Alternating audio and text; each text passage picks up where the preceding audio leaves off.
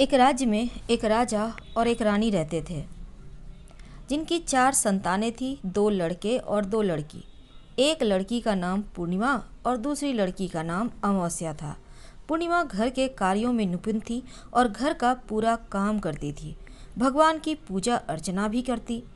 इसके अतिरिक्त वह गौ माता की सेवा करती और उसकी दूसरी बहन अमावस्या ना ही घर का कोई काम करती और न भगवान की पूजा अर्चना करती और न गौ माता की सेवा करती। पूर्णिमा सर्वगुण संपन्न थी, फिर भी राजा और रानी अपने दोनों बेटों और पुत्री अमावस्या को ही प्यार करते थे और वह पूर्णिमा से प्यार नहीं करते, उसके साथ भेदभाव करते।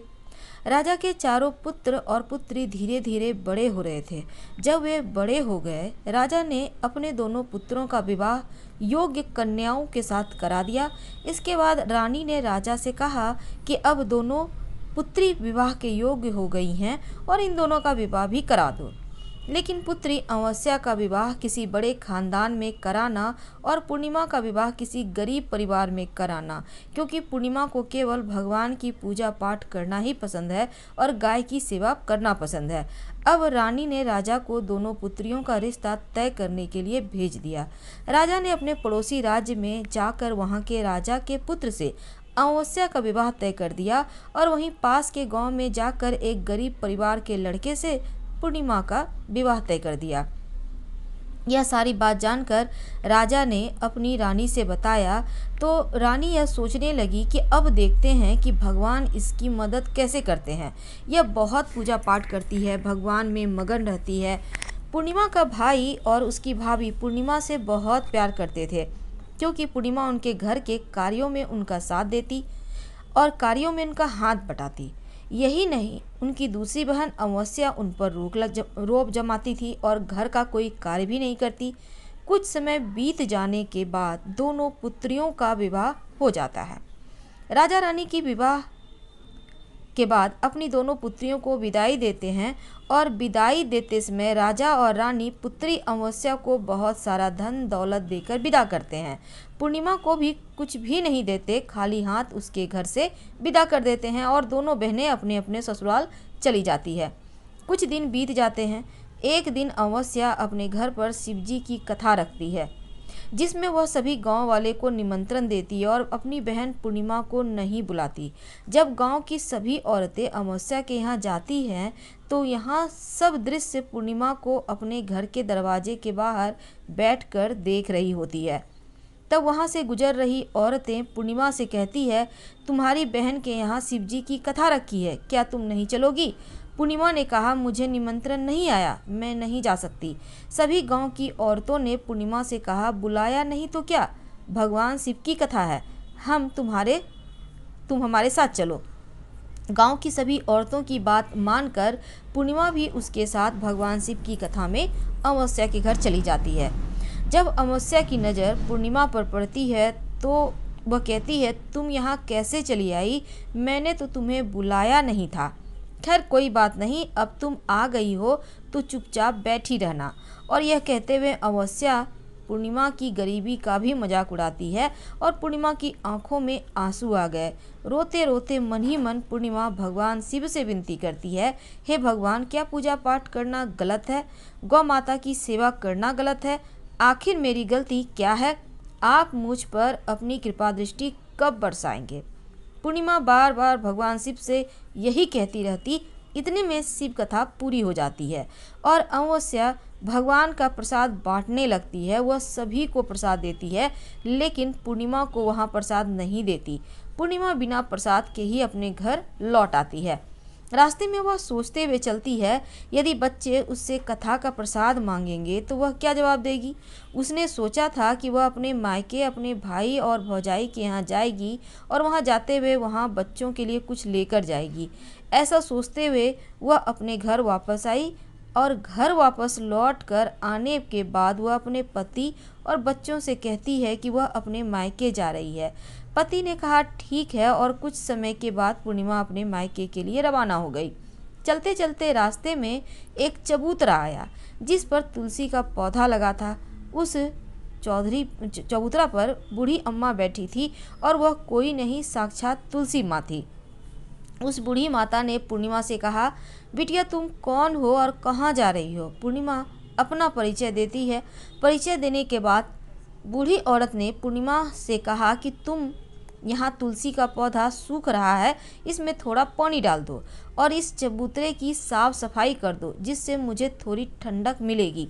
पूर्णिमा ने कहा, ठीक है माँ, मैं तुलसी में पानी डाल देती हूँ और यहाँ की साफ सफाई भी कर देती हूँ।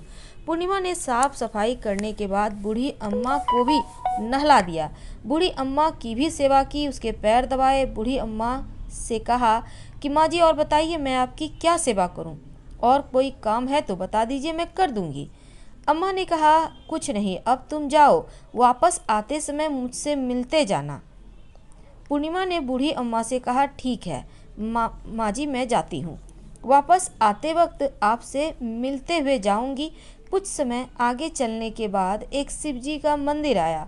वहाँ पर उसे एक बूढ़े बाबा मिले जो मंदिर के बाहर बैठे थे। वह और कोई नहीं, साक्षात शिव जी थे। उन्होंने पूर्णिमा से कहा कि तुम कहाँ जा रही हो बेटी, तुम कौन हो? तब पूर्णिमा ने अपना परिचय दिया। फिर उस बूढ़े बाबा ने पूर्णिमा से कहा, इस चबूतरे की और इस मंदिर की सफाई कर दो। तब पूर्णिमा ने मंदिर की चबूतरे की सफाई कर दी और वहाँ पर पूजा अर्चना भी की।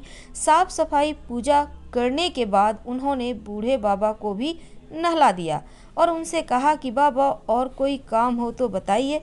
तब बूढ़े बाबा ने कहा, नहीं बेटी, अब तुम जाओ और वापस आते वक्त मुझसे मिलते हुए जाना। पूर्णिमा ने कहा, ठीक है बाबा, मैं जाती हूँ, वापस आते हुए आपसे मिलते हुए जाऊंगी।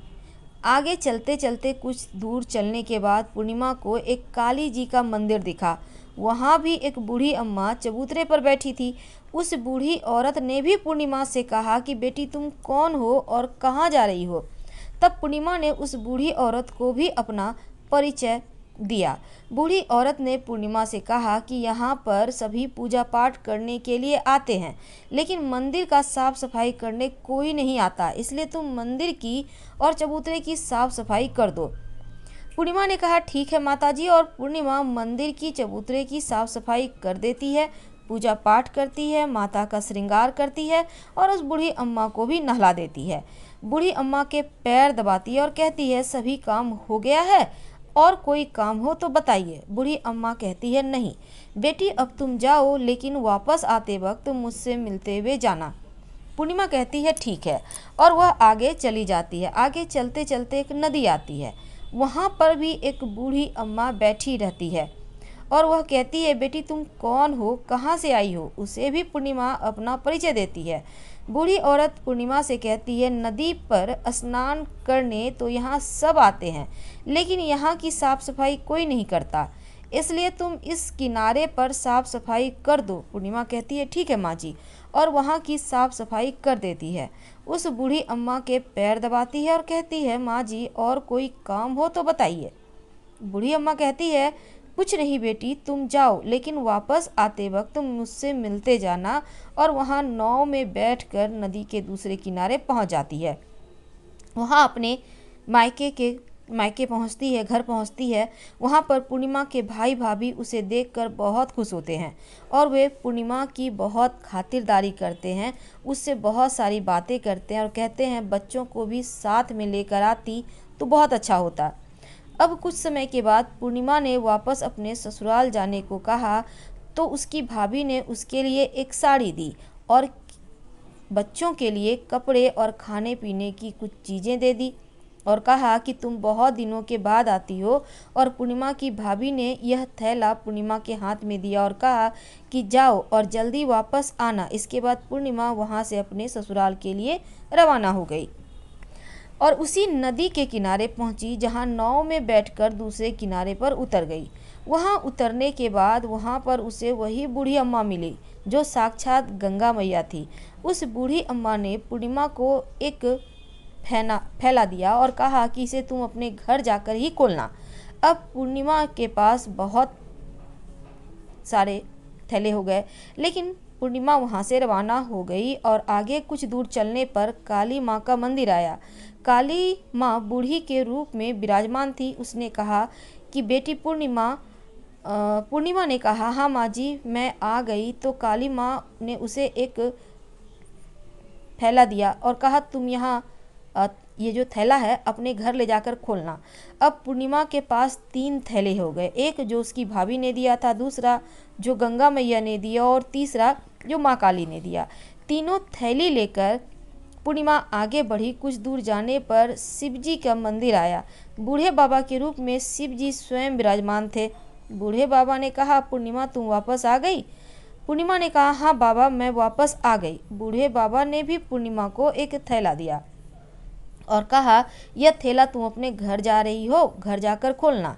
पूर्णिमा ने कहा, ठीक है बाबा। अब पूर्णिमा के पास 4 थैले हो गए थे। अब पूर्णिमा 4 थैले एक पहले अब कैसे ले जाती? उसने एक पुरानी साड़ी निकाली और उन सभी थैलों का एक गट्ठा बना लिया और सर पर रखकर वहाँ से रवाना हो गई। कुछ दूर जाने के बाद उसे तुलसी माँ बूढ़ी औरत के रूप में मिलती है। कहती है, पूर्णिमा तुम आ गई? तो पूर्णिमा कहती है, हाँ माँ जी मैं आ गई। तो बूढ़ी औरत भी उसको एक और थैला देती है और कहती है, यह थैला तू अपने घर जाकर ही खोलना। पूर्णिमा कहती है, ठीक है माँ जी। और पूर्णिमा के पास अब 5 थैले हो गए थे। पूर्णिमा वहाँ से रवाना हुई, वापस अपने घर पहुँच गई।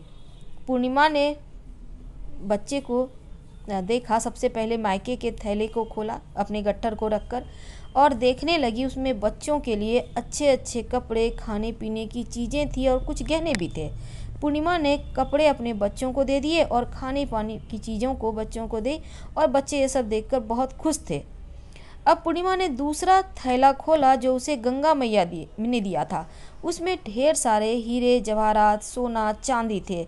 अब पूर्णिमा ने तीसरा थैला खोला जो काली माँ ने दिया था। उसमें बहुत सारा सोना और श्रृंगार का सामान भरा था। और पूर्णिमा ने चौथा थैला खोला जो भगवान शिव ने दिया था। उसमें बहुत सारा धन संपत्ति भरा था, बहुत सारी खुशियों से भरी हुई। इसके बाद अब पूर्णिमा ने 5वां थैला खोला जो माँ तुलसी ने दिया था। उसमें चावल, दाल और 7 प्रकार की खाने की चीज़ों से भरा था। अब पूर्णिमा के घर में किसी भी चीज़ की कमी नहीं थी। उसका घर धन धान्य से भरा हुआ था, परिपूर्ण था। अब पूर्णिमा और उसका परिवार सुख में जीवन व्यतीत करने लगा। एक दिन पूर्णिमा के मन में विचार आया कि क्यों न शिवजी की कथा कराई जाए और शिवजी की कथा में एक कार्यक्रम रखा। पूर्णिमा ने गांव के सभी लोगों को निमंत्रण दिया और घर घर जाकर सभी लोगों को बुलाया। पूर्णिमा अपनी बहन अमावस्या के घर भी गई और अमावस्या को भी शिवजी की कथा के लिए अपने घर बुलाया। जब अमावस्या पूर्णिमा के घर शिवजी की कथा में आई तो उसने देखा पूर्णिमा के घर में किसी भी चीज़ की कोई कमी नहीं है। इतना सारा धन दौलत देखकर अमावस्या आश्चर्यचकित रह गई। उसने पूर्णिमा से कहा, तुम्हारे घर में इतनी धन और दौलत कहाँ से आई? पूर्णिमा ने कहा, देखो बहन, तुमने शिवजी की कथा में मुझे नहीं बुलाया था, फिर भी मैं चली गई। तुमने मुझे प्रसाद तक नहीं दिया और मेरी गरीबी का भी मजाक उड़ाया। इसके बाद मैं अपने घर आई और घर आते हुए मन ही मन सोच रही थी कि अपने मायके जाऊंगी और मैं अपने मायके चली गई। जो कुछ घटना इस बीच हुई सभी घटना अपनी बहन अमावस्या को बतला दी। तो अमावस्या कहती है कि तुम भी मुझे प्रसाद मत दो और मुझे डांट लो। लेकिन पूर्णिमा ने कहा, यह तो भगवान का प्रसाद है, मैं तो सबको दूंगी, तुम्हें भी दूंगी। फिर भी अमावस्या ने प्रसाद नहीं लिया और सीधे अपने घर चली आई। घर जाकर अपने बच्चों से कहा, वहाँ अपने मायके जाने के लिए तैयार हो गई और मायके के लिए निकल गई। उसे भी रास्ते में चलते चलते तुलसी माँ मिली जो चबूतरे पर बूढ़ी माँ के रूप में बैठी थी। बूढ़ी माँ ने अमावस्या से कहा कि बेटी तुम कौन हो और कहाँ जा रही हो? अमावस्या ने अपना परिचय दिया।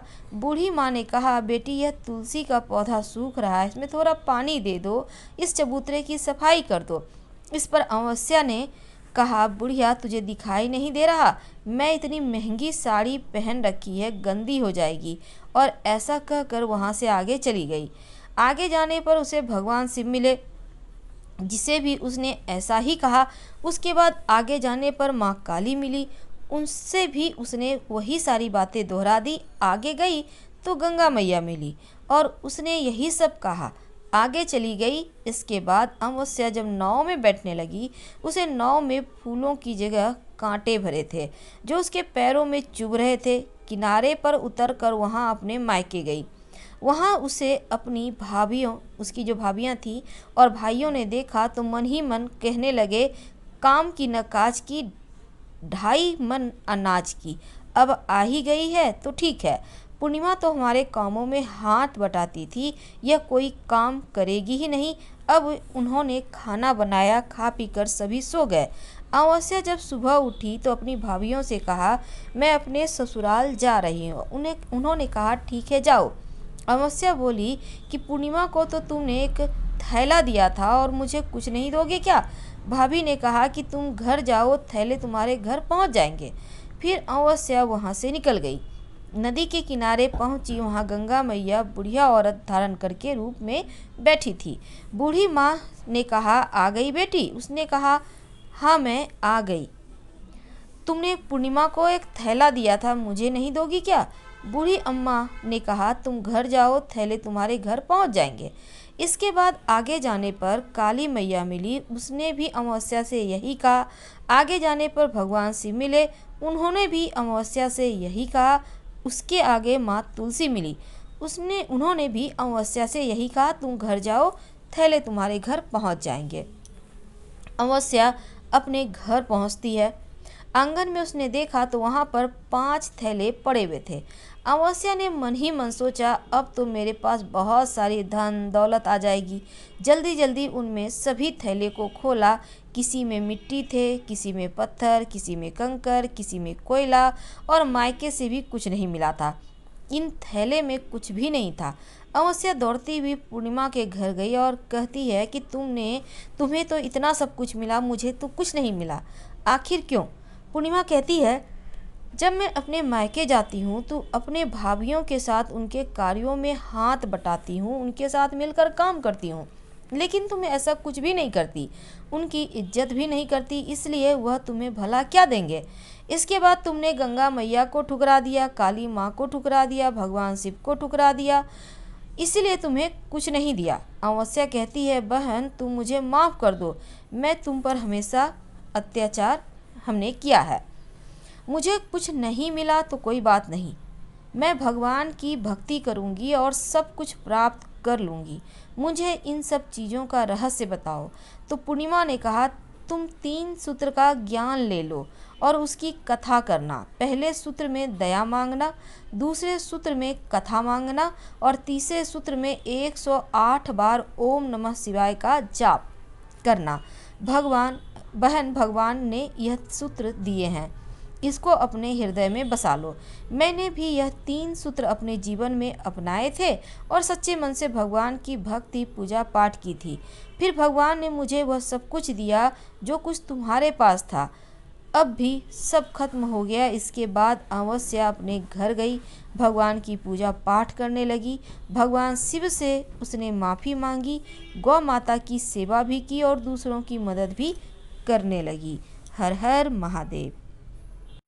कथा पसंद आए तब लाइक करें, चैनल को सब्सक्राइब करें, अपनों से शेयर करें और कमेंट में हर हर महादेव जरूर लिखें। धन्यवाद।